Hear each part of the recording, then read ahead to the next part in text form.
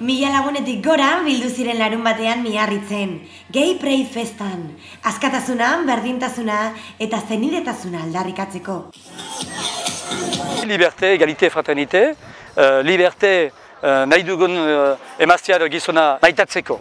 Eta égalité, gauza importanta da, eta fraternité, nahi dugu homofobia gabe bizi. Ez dugu, berze, emazte eta gizon dretsu berak.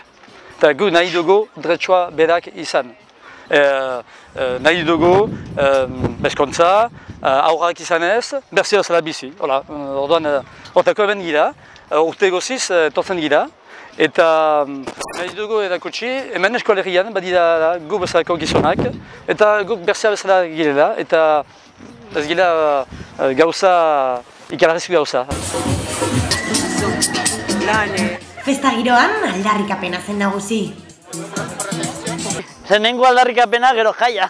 Bai, beti ere aldarrikapena alde, gure errealitatea erakustea eta gure eskubide sozialak eta legeko eskubidea eskatzeak, claro. Gu estatu mailan Espainia bezala matrimonio eskubidea lortu genuen orain dela 2 urte. Horrekin batera umeak izateko, adoptatzeko ozio aita izan gendun. Eta, legedi aldertik egoaldeen askoz hobeto gaude iparralden baino.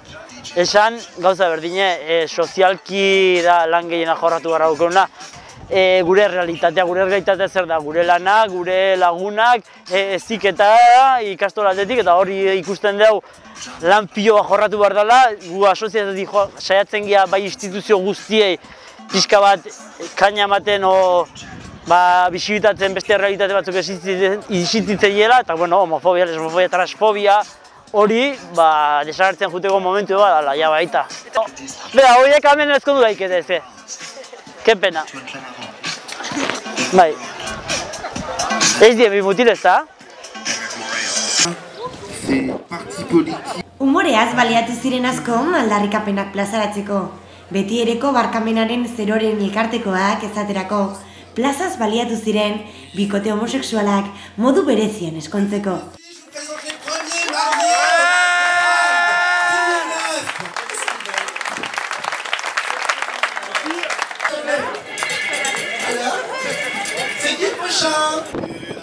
Hogei bat elkarte eta sindikatu elkartu ziren Miarritzen.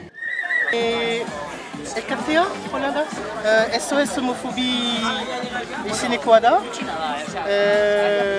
Homofobiaren eta lesbiaren aurka da.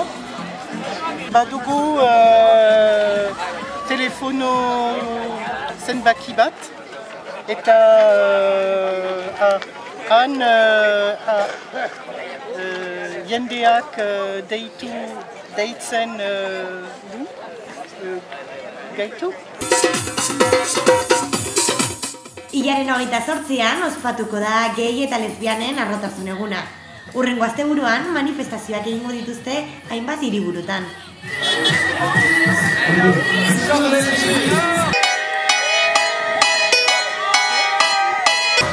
you say